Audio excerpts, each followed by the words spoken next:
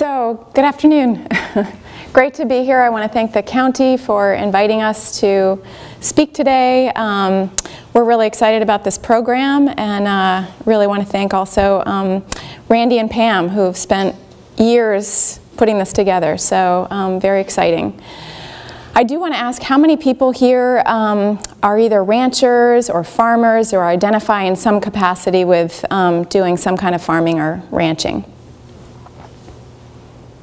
Okay, that's helpful to know who's in our audience here. So I'm going to talk today a bit about native carnivores. And of course, these are some of the native carnivores that live here in Oregon.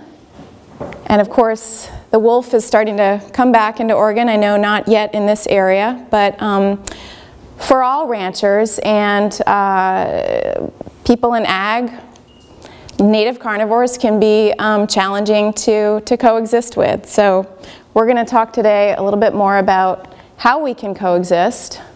And I will just give a little bit of background about Project Coyote. I started this organization in 2008. I had worked in wildlife and environmental conservation for about 20 years.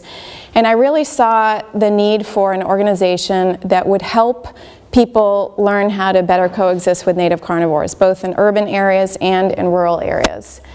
And so we have a coyote-friendly community program that helps particularly urban and suburban communities with how to coexist, implementing proactive public education outreach programs. And we're nationwide. We're based in Northern California, but we are nationwide. So that's our more urban-suburban program. And then we have our Ranching with Wildlife program, and where we really assist ranchers with how they can reduce conflicts with livestock. And we really try to integrate ethics and animal welfare into our programs. Part of this is also looking contextually at the different areas of where we work. We think very much that dealing with human-wildlife conflicts really can vary by region, by ranch, and so from our experience, that aspect is key in resolving conflicts and providing solutions. We're based in Northern California in Marin, our organization, right over the Golden Gate Bridge, and I'm going to bring you into a case study model in that area. From my experience talking particularly about human-wildlife conflicts, I think it's very important to talk about the site-specific nature to help others understand how they can deal with their issues. So Marin is, as I said, it's right near San Francisco. Historically, it's been, agriculture's been very important for Marin, dairy farming, sheep ranching, increasingly poultry, and we do have some cattle ranchers as well. So I think it's close to 50% of the county is in some kind of agricultural production. We also have a plethora of native carnivores. We have wolves just coming back into Northern California, but not yet down in to Marin or Sonoma yet. And historically, predators in Northern California, just like here, have been managed in ways with generally indiscriminate types of methods. Leg hold traps, snares, M44 poisons, methods that have increasingly come under public and scientific scrutiny. And so in Marin, in 1996, there was controversy over the use of compound 1080, specifically for use in what's called a livestock protection collar. Marin, Sonoma, Mendocino are three counties were going to be testing grounds for this particular collar. This was a poison that had been banned by the Nixon administration because of its toxicity, particularly to non-target wildlife, and then it was brought back under the Reagan administration for use in this livestock protection collar. So when our community found out about this, there was quite a bit of controversy.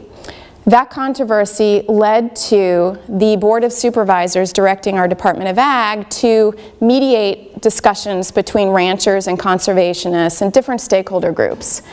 I was part of that back then and worked with our county ag commissioner I think one of the most important parts of this whole model was the process of how we got to where we ultimately are at now, and I'll tell you a little bit more about that. But the areas of common ground were really, really important, and so there was an identification that agriculture is very important in Marin, has been historically. Wildlife is also very important, native wildlife. And really that there is concern for the use of poisons and indiscriminate methods in the county.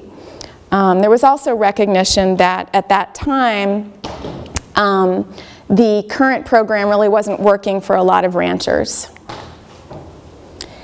And so ultimately, without going into the great detail of 4 years of a lot of process, in 2000, the Marin County Board of Supervisors voted to adopt a cost share program. It's now called the Marin Livestock and Wildlife Protection Program. What that did was it took the money that previously paid a federal trapper and it put it into this cost share program. The program started as a 5-year pilot to test how it would do. And ranchers got to apply for use of various non-lethal methods: guard dogs, llamas, better fencing, scare devices, night corrals. The way it works is that ranchers with 200 head or more can submit claims to receive up to $2,000 worth of assistance through this cost share program. That can also include vet bills, various assistance with any kind of non-lethal method. Ranchers who have fewer than 200 head are not considered commercial, so they can receive up to $500. And then those operations with less than 25 head are not eligible to be part of the program. I will say that since this started in 2000, we have a lot more poultry producers now who are part of the program.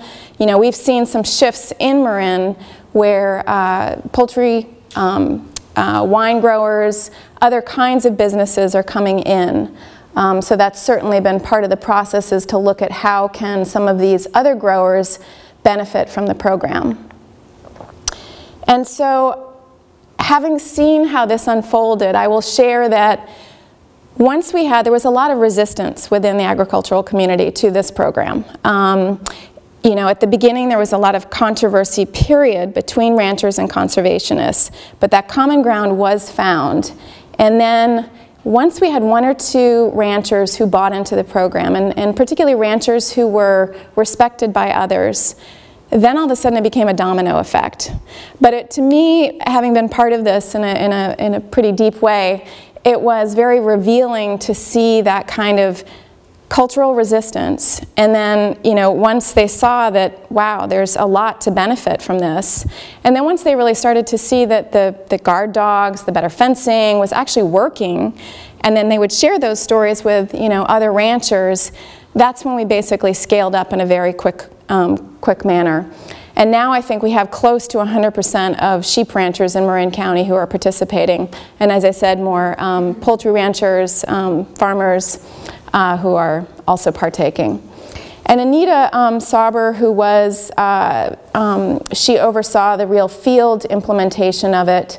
One of her comments was, she said, "I know the program has made a difference for the sheep producers out there. In addition to the cost sharing, they also just are being recognized in a way that they weren't before." And I think that has been a real fundamental part of this program, is that they're getting attention out in the field where they have someone who comes out and analyzes what's the contextual nature of their problems. And sometimes it can vary so much by ranch, and so I think that site-specific nature is very fundamental to the success of this program. This is a quote from Stacy Carlson, who's our Marin County Ag Commissioner. He has been the overseer of the program with the Marin County Department of Ag, and really he has tracked the data over the years to look at, you know, what have been the on-the-ground impacts and also the cost implications for the county. So he says losses fell from 5 to 2.2%, while program costs fell by over $50,000. For the first couple of years, we couldn't tell if the loss reductions were a trend or a blip. Now we can say there's a definite pattern, and livestock losses have decreased significantly. I will share that I went back and went to grad school back in 2006, and I decided to do my thesis on a comparative analysis of the previous program with this program. At that time, we had 5 years of data, and Stacy Carlson, our county ag commissioner, was my practicum supervisor. So I worked closely with him and the data that the county had. Some of my findings, at that time we did have 100% participation from Marin County sheep ranchers. There was substantial reduction of livestock losses, definite increase in non-lethal deterrent use, and I will share at that time it was primarily guard dogs, Great Pyrenees, and llamas that were on the increase. Since then, there have been a variety of other kinds of livestock guard dog breeds that have been brought into the program, particularly Anatolian shepherds, that have proven to be very effective for poultry. And then also found that fewer species of predators were being killed. So for example, under the previous program, there were a number of badgers and other species that, in my survey, ranchers indicated were not problematic. So fewer species killed under the new program. Other aspects, positive aspects of the cost share program really started to recognize that predators are necessary for healthy ecosystems. And part of this came through workshops that were done for the ranchers. I think some of them also recognized that they were getting, for example, free rodent control from the coyotes and the bobcats out there. And that if they could actually sort of keep the resident coyote family group there with a variety of non-lethal methods, they could benefit from those ecosystem services. Mesopredator release, basically by having those apex predators around, and coyotes do serve as apex predators in some ecosystems, they would in turn sort of limit the number of mesocarnivores, the foxes, the raccoons, the skunks, the other species that can have a negative impact on ground and songbird populations. And then third, an important role for coyotes and other omnivores of cleaning up dead things, cleaning up the carrion. The program, I think, also acknowledges that indiscriminate lethal control can very often be counterproductive, particularly with coyotes who have an ability to rebound very quickly when their populations are reduced in a given area. And I think more and more ranchers are recognizing that, and that's why they are recognizing that if they can keep that family group around, but show them that, my lamb are not your next dinner, through implementing a variety of non-lethal tools, that they can benefit then from the presence of those coyotes through that rodent control and other ecosystem services. So I'm going to share, this is a short video of one of our Science Advisory Board members who is considered one of the experts on coyote ecology, and so this is his commentary on the effects of killing coyotes on their populations. Hopefully this will work. Sure. Compensatory reproduction means that cow populations compensate for having their densities lowered by having individuals removed or killed. And the most powerful of those compensatory responses is reproduction. So they increase the litter size by greatly increased litter survival. So in an unexploited population, you might have 2 or 3 survive, but when you exploit or kill a cow population, you ensure the survival of almost the entire litter. And that's not good. It's the main reason why coyote control is not so much ineffective as it can make the problem worse. Because the main reason adult coyotes are out killing sheep is to feed fast-growing pups. And I do think, from my experience working with ranchers, not just in Marin, but across the country, that more and more ranchers are understanding this, that, lethally removing coyotes, it might help them for a short period of time, but that vacuum, that territorial niche will soon be filled, either by other coyotes immigrating in and filling in, or by the remaining coyotes who will continue to breed, and actually the younger females can start to breed at a younger age. So you can actually end up with a larger population of coyotes in a very short period of time. So other aspects of the program integrates ethics and animal welfare and best science through an adaptive management approach. I think that's been key, the adaptive nature of this program, because it does allow for site-specific monitoring It also allows for integration of new tools and techniques. To me, that's been one of the most fundamental aspects of this program, is the adaptive nature. And, you know, understanding a bit about what Benton is doing now, I think that component of evaluation, similar kind of pilot project, testing new products, seeing what might work. I mean, that's the exciting part that Kelly's going to talk about too, is that there are new products that are coming out that are showing great efficacy. And that aspect, that adaptive aspect, I think is so incredibly important. And so within Marin, we've also participated with the county in offering ranching with wildlife workshops where we demonstrate tried and true methods. I mean, the guard dogs and some of these methods have been used historically for thousands of years in some countries. I mean, alpacas and llamas, South America, you know, so we're bringing back some of the methods that we sort of lost touch with. And then we're also integrating these new techniques into the program.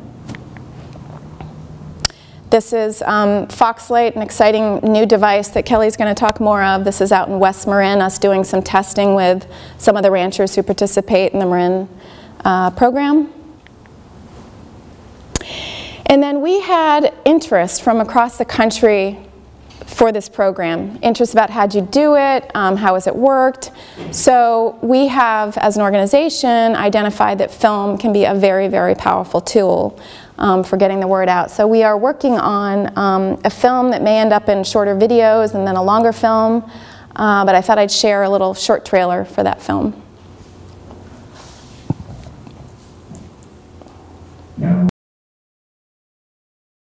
Animal groups interested in protecting wildlife came forward and asked that we try non-lethal approaches. And this includes livestock guard dogs, llamas, better fencing. Here was assistance to help them mitigate livestock losses and to obtain, you know, methods that they had never previously employed before. You know, part of my job as a farmer is to figure out how to coexist with the wildlife. And I really don't like shooting and trapping and killing various animals that I think we ought to share the road. I believe today we have 40 guard dogs out on 20+ ranches. And we have, I think, 35 llamas. Livestock losses from predation has markedly declined. When USDA Wildlife Services was in the county, the total program cost was around $80,000. Since they have left, the program costs have declined down to around $20,000. The Marin County Livestock and Wildlife Protection Program is just becoming a national model for how to do it right. There's great reduction in depredations. It's become cost effective, and ranchers and farmers have been really much more involved with the natural functioning ecosystem. And the more they learn, the more they can improve those kinds of non-lethal control practices. If you want to keep an ecosystem healthy, you've got to have the whole carnivore complex. You've got to have predators and their prey. If there were more counties that adopted this and actually implemented it on a serious level like we did here in Marin, they would find that they could be successful as well. We need wild animals. We need all kinds of wild animals, and the more different kinds of wild animals we have, the better. You know, when the coyotes are singing outside, I always, you know, turn off the stereo when we hear them. We turn off the stereo and open the windows and say, listen, listen, do you hear them? And it's a sense of wildness around you. There is an intrinsic value to that.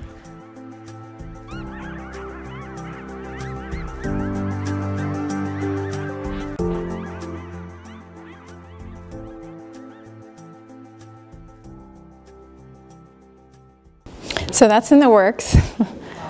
I'm going to share with you this quote from Stacy Carlson, and I will say that Stacy, in the now coming on its 18th year of this program, has become, you know, very proud of the program, and I feel pleased to have worked with him at the beginning of its implementation, and I will say there are its detractors. I think anything that's sort of testing the field will have its detractors, and it's also testing kind of the norms. But part of it is, you know, the data and showing success in it. and also the buy-in from the ranching community. So he says, this innovative model sets a precedent for meeting a wider compass of community needs and values where both agriculture and protection of wildlife are deemed important by the community. The success of our county model has set the trend for the rest of the nation. And so I have become a big believer in models and scaling models up. I'm going to talk just very briefly about another model. Marin is not the only place that has implemented an approach, a non-lethal approach. This is a project that started in Blaine County, Idaho. Started in 2008, very focused on mitigating conflicts between sheep, cattle, and wolves. And wolves had been delisted in Idaho, I believe in 2011, but conflicts had already started in this particular area. Major part of this area includes the Sawtooth National Forest, where various livestock are grazed. So really it started as a collaborative between local ranchers, wolf advocates, and agencies, and that was federal agencies, state agencies, and county agencies. And similar to Marin, where people were brought in. I mean, I was part of those meetings in Marin where we were all brought in, and you can imagine at the very beginning there's a lot of kind of friction, and that's why, to me, this kind of endeavor where you sit down and you talk face to face. I mean, we all know that nonverbal communication is so much about how we communicate. When you have that and you have that ability to talk with each other and really kind of start to get in with what matters, you know.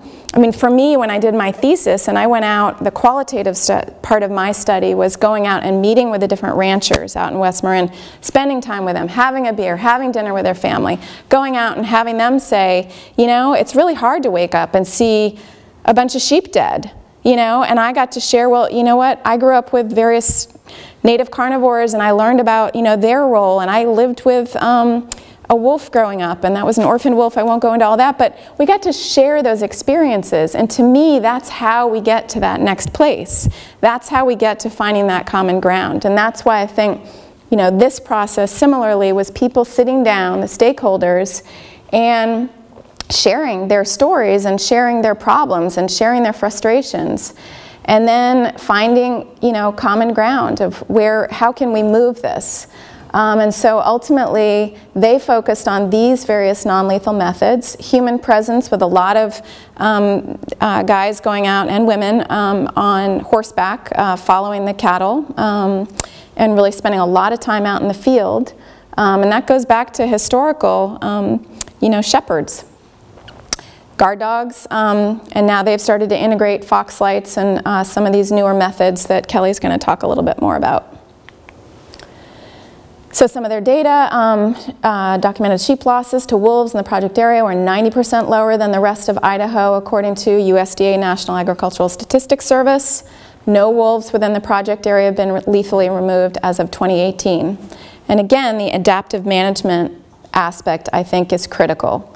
And that's what we say wherever we go and we're brought in to do workshops, is there has to be that element of the adaptive management to keep integrating and keep taking stakeholder input in. And now this program is run under the Lava Lakes Institute for Science and Conservation.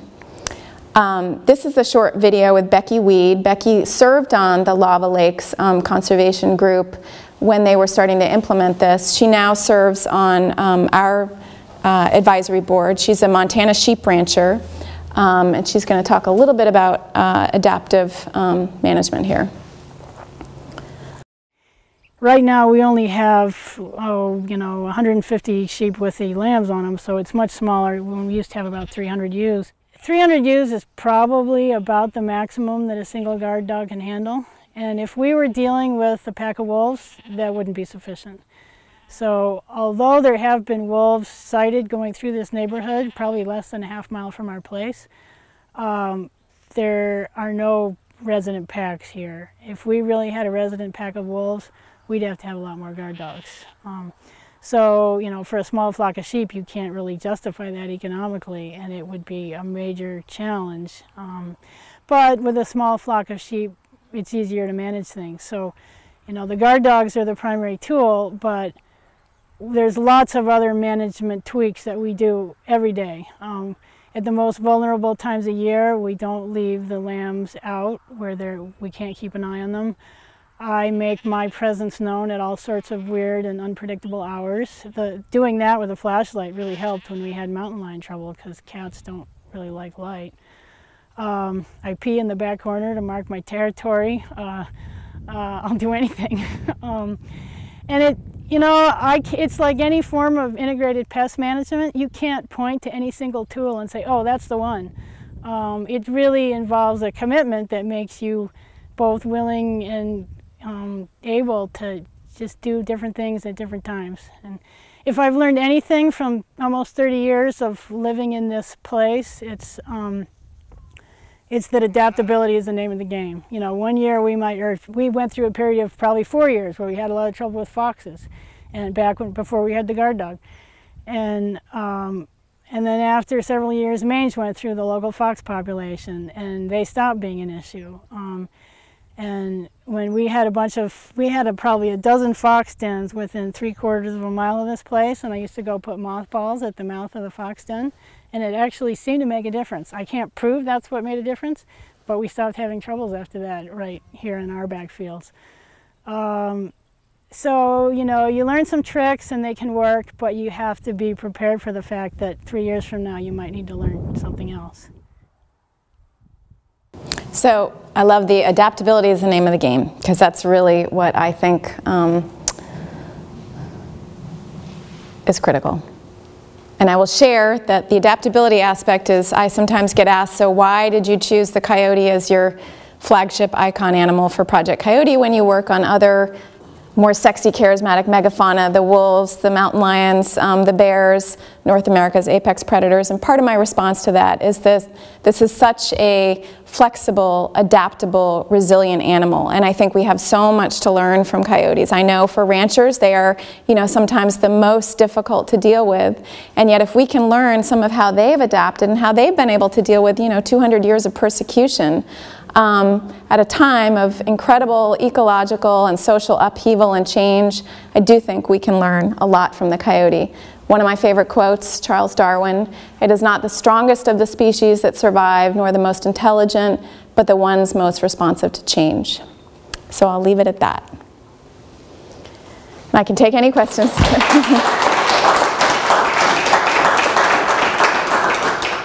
Do you want to wait for Q&A for the end, or? If there's any questions, you can have one now, sure. Okay. I have a question. So what do you say to the argument that we've heard at our county meetings that you're just moving predators to someone else's farm? Like, obviously, if the whole county is doing this, it's really effective. But do you get that kind of pushback, that particular argument? No, I would not say that that actually has really come up at all in Marin. And I mean, predators they move around, so they're not going to just sort of, I mean, I will say that, so one scenario where we've had is sometimes we have a cattle ranch here and a sheep ranch here, and the cattle rancher doesn't see the need to necessarily repair his fence because it's not so much of an issue. And the sheep rancher is really having issues with that open fence, and coyotes are getting in and everything. So, you know, there is that kind of parallel there where, okay, you're allowing them to come in, and so that's where we try to facilitate and say, okay, can you all work together? Could we maybe put some fencing up so it's not a problem? But in general, because predators move, I don't see that as, yeah. I would go on biology and ecology with that more. I'd like to ask you if you have problems with dog packs in Marin County. We in Northern Oregon have a lot of dogs. They kill more sheep than coyotes. Yeah, I would say not so much in Marin now. Historically, yes. Other counties just north of, so Mendocino County, been a huge issue up there, and lots of dogs that have been removed by the federal government. So in some areas, absolutely a huge issue. When you look at those national agricultural statistics, dogs, you know, feral dogs or wild dogs can be a major issue, but not so much in Marin. now, partially because they've been taken care of. Yeah. Okay.